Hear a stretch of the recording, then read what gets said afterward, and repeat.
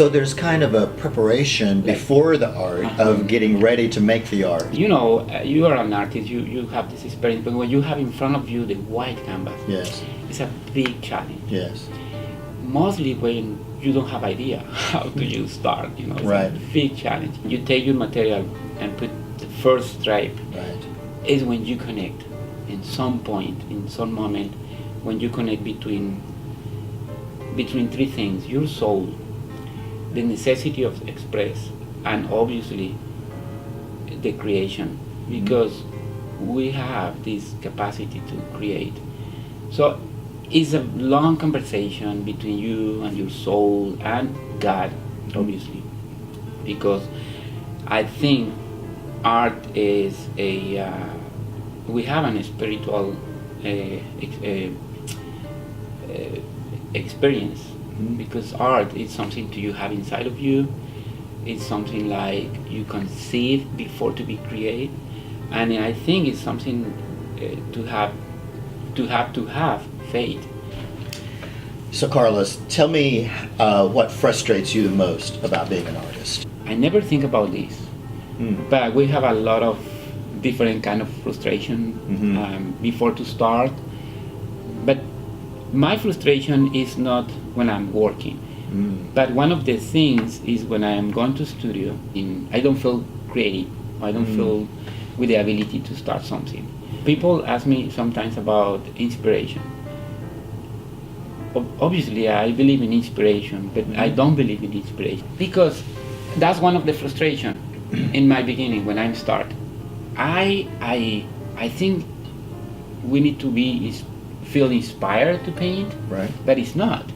I really believe in work and work hard. So sometimes I'm going to my studio and connect with myself, and I don't have nothing to do. I don't feel creative. I don't feel this intense necessity to paint. Right. So I provoke this one. You provoke. Provoke, exactly. Wow. So sometimes you put up your canvas or your paper on the table and just start to make some draws, some stains, and some trace. And it's when the inspiration comes in. So I provoke the inspiration.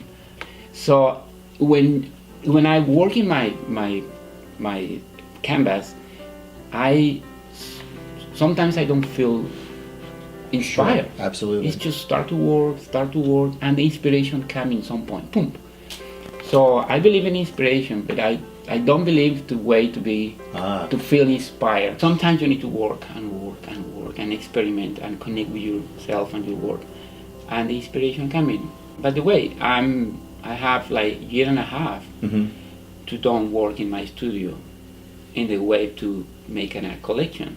So I'm working in some pieces, I'm working in some trays, I'm reading a lot, I'm preparing my next collection. I don't have idea what is going to be the next collection, the next subject, but I can go and sleep with peace if I don't start to paint. But now I just feel the necessity to connect with my father. So what's your experience in marketing your work? It's part of the life of the artist. Part of the life, It's right. part of the life of the artist, because Right. people think when we come together, the artists, we talk about beauty, obviously. Yeah. But I think the main subject is about how do you sell your art, you know? That's the big question between Right. artists. And the most important thing here, which is my experience when I connect with people to want to have one of my pieces or galleries, or the negotiation of sales, is two things, and we need to talk about these more between artists. The value of the art and the price of the art is two different things, and I really paint for the hearts of people.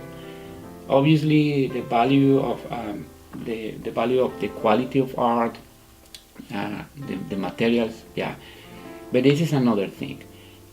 Behind of the paint, I really focus not in the shape or the form. I'm really focused behind of these things.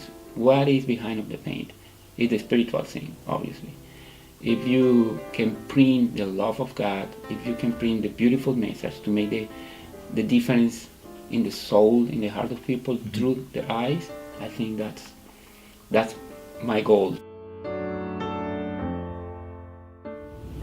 Thanks for watching part 2 of our interview with Carlos Cazares. See you in part 3.